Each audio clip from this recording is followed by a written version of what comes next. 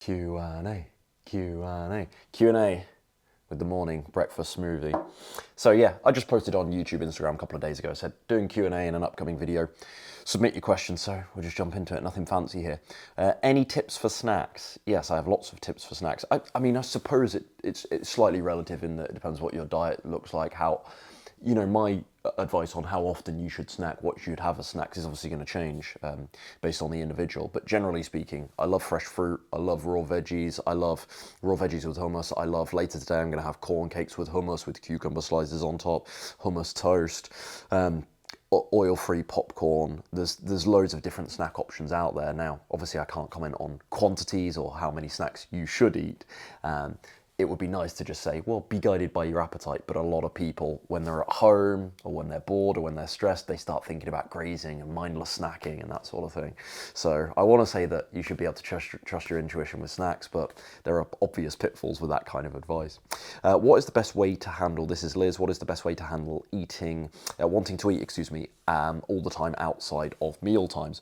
Yeah, I mean, there's a lot to this. This is basically a structural problem or respecting a structure problem. You need to literally see your meal plan like it's on a pedestal, like this is the structure that I follow, this is what I've committed to, and that's going to allow you a vehicle for discipline. And this is what people don't have. They don't have rules, they don't have boundaries, so they just kind of eat what they want when they want, and it leads to all sorts of problems. When you have a structure and you can actually respect that structure and just say to yourself, well, it's not really my meal time yet, I'm going to wait till dinner, that is something that holds your feet to the fire, keeps you to account. So structure is a really important part of this problem.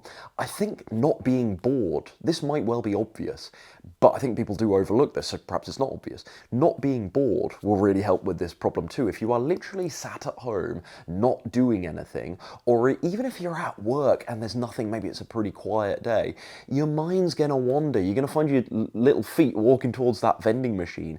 We just do it. We are so used to using food as a sort of a coping mechanism for boredom. And so what's the best way to handle not eating outside or wanting to eat outside of meal times is making sure that your life is fulfilling, engaging, interesting, stimulating enough so that food isn't your first thought because of all those associations you've established in the past as food being the solution to boredom. So making sure that your life is full of what you want it to be and not turning to food as something to do. So hobbies, interests, etc., etc. Andy says, I'm curious, is there any particular, or this is a big one, is there any particular order in which you consume a meal or any particular order for what you eat in a day? In other words, do you eat some raw veggies first, then the cooked, or the low carb first, then the high carb? Do you eat high carbs during the day and less in the evening, or do you just mix it up? Does it matter? Yeah, there's like several questions in one there. I mean, the short answer to the first couple of questions is no, I don't really do anything specific where I'm like, oh, I must have the cooked veggies first, raw veggies first, then I must have this. Da, da, da, da, da. I think some of these things might have merit to them. There is arguments here about nutrient absorption being better when you combine certain foods, or perhaps when you don't combine certain foods. But to be honest, that's such a Puritan rabbit hole that when you get lost in it, you're like, what can I even eat? Because this has to be paired with this so I can get optimal vitamin C absorption. Like, people get lost in stuff that makes literally 0.5% difference in their overall health and well-being results. So I think that this is a can of worms that I don't like opening, firstly in my mind, but then to you guys and to my clients. I don't want to open this can of worms and get people just totally almost so Puritan that they become paranoid about what they're eating to the extent that it's impractical.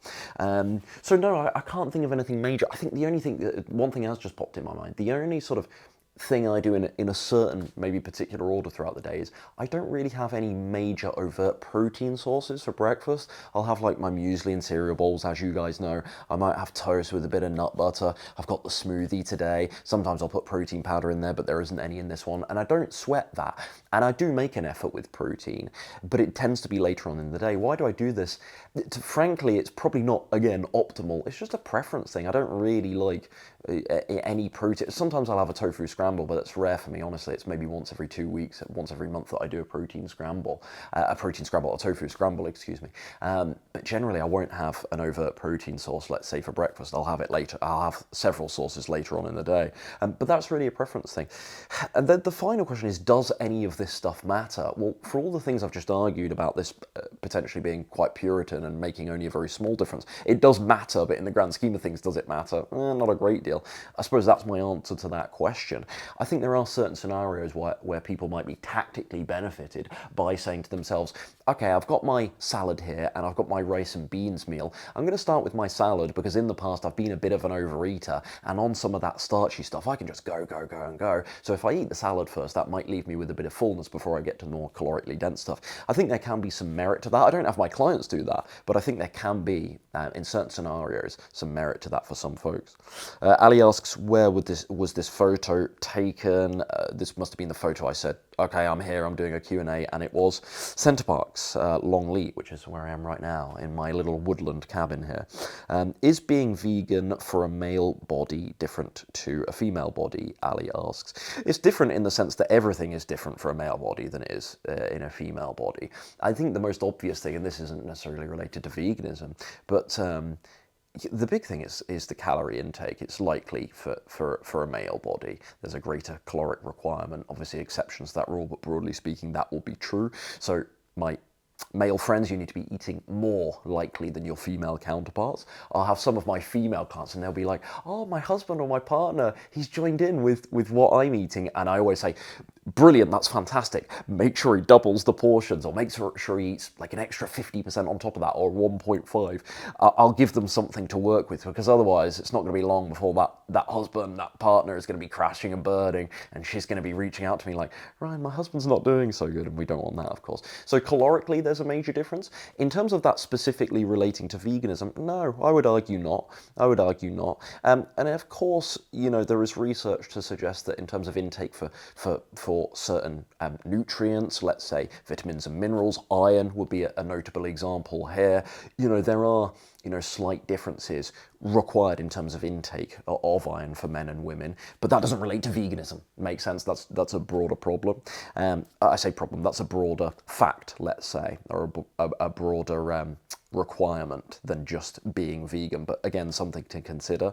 I would also say that obviously there is the hormonal fat element, and I can argue here, well, I say I can argue, I literally will program my female clients with, generally speaking, a little more fat content than my male clients hormonally. I think that's important, especially during menstruation, menopause, you could argue, but frankly, throughout, in any age range, I will do that. So maybe there is a slight difference there, but again, that's not related to veganism so much as just broad nutrition requirements. And then, of course, considerations for menopause, such as a slightly greater calcium intake for women that men do have to worry about calcium, but again, emphasis on it during menopause. Ali also asked, there's several questions here, they're good questions though. What is your favourite vegan thing to eat? This includes standard things like fruit. What's my favourite thing to eat? Goodness me, it probably changes a lot. I mean, rice and beans has been the staple for me. Like a burrito bowl has been the staple for me for 8 years now, really. So probably that. I'm in tofu phase at the moment. I love tofu all the time. What else? I'm looking at avocados. They're up there on the counter, so avocado toast, but that's only because they're up there, but I love avocado toast.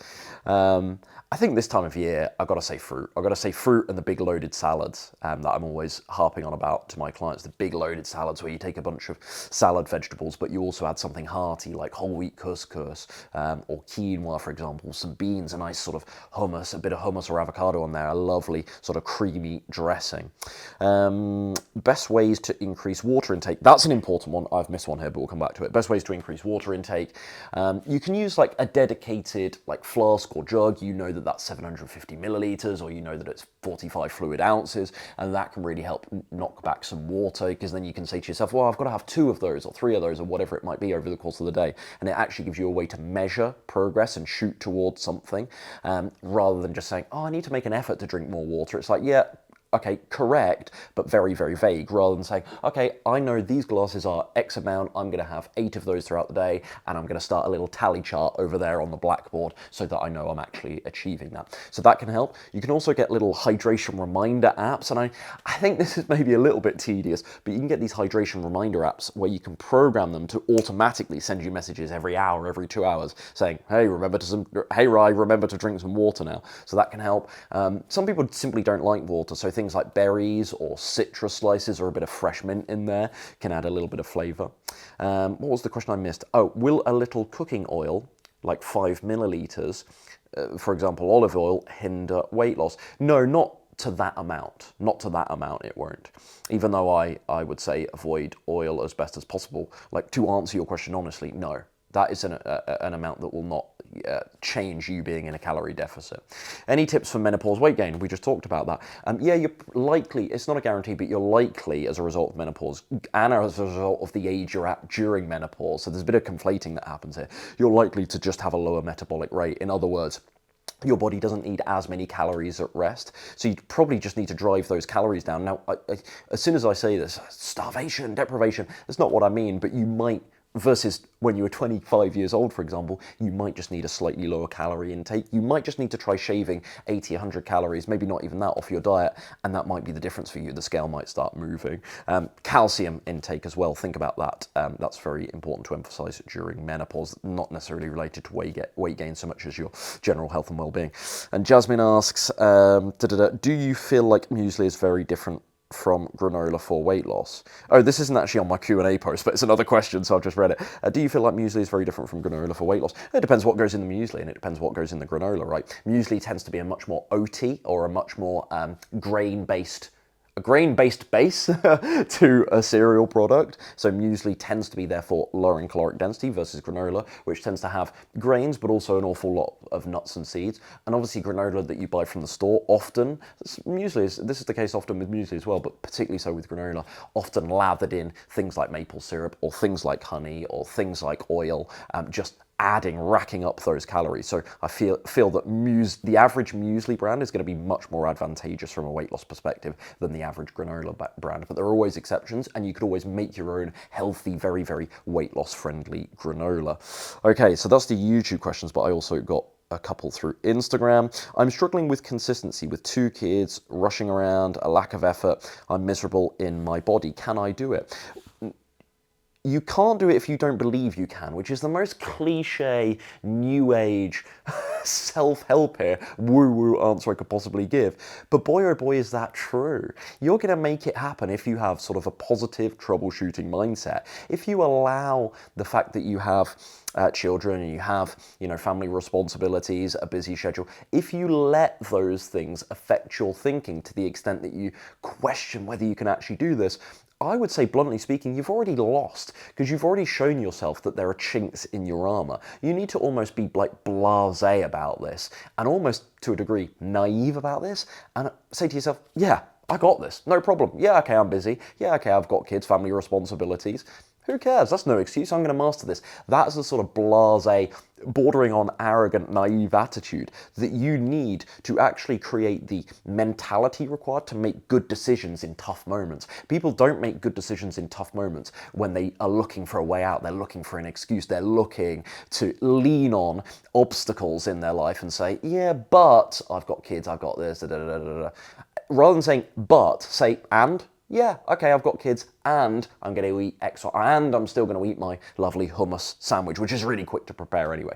So that's a nice segue. I suppose in terms of actual practical tips, that's more of an attitude thing. Practical tips, stick to really simple stuff. Look at the what I eat in a day videos I'm posting all the time at the moment. Look at my Instagram. Look at what my clients eat. Hummus sandwiches, the cereal bowls, the tofu stir fries, the pasta dishes. Like, this is fast stuff. Okay, there's still a bit of prep involved. It's not like going and getting fast food, obviously. You need to make some level of effort. But in terms of the prep involved, it's minimal. People overcomplicate this vegan stuff all the time. The average vegan cookbook, like the recipe list, the ingredient list is ridiculous. It's like 15 to 20 ingredients, 45 minutes preparation time. Nonsense. I don't have my clients do this stuff, certainly not regularly anyway. So simplicity is going to be really important. What else would I say? I would say with exercise, get it out the way. Get it out the way before the kids are up. I think that's something I advise my clients who are parents on all the time. Get the exercise out the way. You don't want to be going through the day doing stuff with your kids, knowing in the back of your mind, I've still got that workout to do, I've still got to get my steps in, etc., etc. How to maintain your weight after weight loss? Should I add more calories, still be in a deficit? No, you shouldn't be in a deficit. You should bring yourself up to maintenance by steadily reverse dieting out of your deficit and just incrementally adding some calories to your diet. This is the way to add calories to your diet without risking weight gain, because this terrifies people. Okay, Ryan, I've lost weight, I've got to add calories.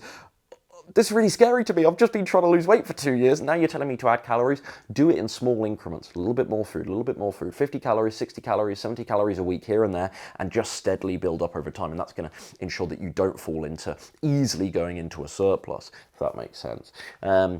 But yeah, I mean, in terms of maintaining weight after weight loss, you want to use the vast majority of the principles that helped you lose weight anyway. You want to stick to the meals that actually worked for the weight loss in the first place. But I'd be lying if I said that it needed to be as strict or as intentional. You do get that wiggle room, and things like the occasional glass of wine, a G&T, the occasional meal out, a little bit of cake. You can do those things whilst you're losing weight anyway, but there is certainly an argument that you get a little bit more wiggle room in maintenance as opposed to weight loss. But stick with those principles. The other thing I would say to people is ensure that you're still weighing yourself. Don't just get to your goal weight and then never weigh yourself again, because you might well find yourself, you might sit in the mirror, that will be a telltale sign, but it's really fast. The scale is really, really fast to react. And because you're looking at yourself in the mirror every day, you're not always the best judge anyway. It's incredibly subjective. So still check out the scale, not necessarily, you know, at the same frequency as you were when you were trying to lose weight, but still jump on the scale once in a while and make sure that suddenly you haven't gained 2 kilos, you haven't gained 10 pounds before you even know it. Okay, I'm intolerant to soy and gluten. Is it enough to get protein from legumes? PS, asked this question on so many Q&A, different vegan accounts, never get an answer. I don't know why, because it's very straightforward. Not to sound really braggadocious, oh, I've got the answers and nobody else does, but it is a really straightforward question, I think. So yeah, I'm intolerant to soy and gluten. Is it enough to get protein from legumes? Of course it is. I mean, when we say, is it enough to get protein from X? Is it enough to get protein from legumes? It's always it depends, right? Because you might want a skyrocketing protein intake because you're a bodybuilder or because you're looking to build loads of muscle right now, because you're big into strength training. But even then, you could still, like tofu and tempeh, legumes, you could still get plenty from those anyway. It's just, you know, oh, sorry, soy, excuse me, what am I talking about? Tofu and tempeh, excuse me, soy, what am I talking about? So just purely legumes then. Yeah, you still could. You might want like a pea protein powder, a clean, like the Sun Warrior range, a clean protein powder, that will really help you out. But yeah, you can still get adequate. It might be, you can argue it's a bit tough for you because you don't have access to the soy products, you don't have access to seitan because of the gluten, obviously. But yeah, you can still do this, that's no problem. I think that's it. Well, I know that's it. That's the end of the questions. So thanks for tuning in, folks. See you in the next one.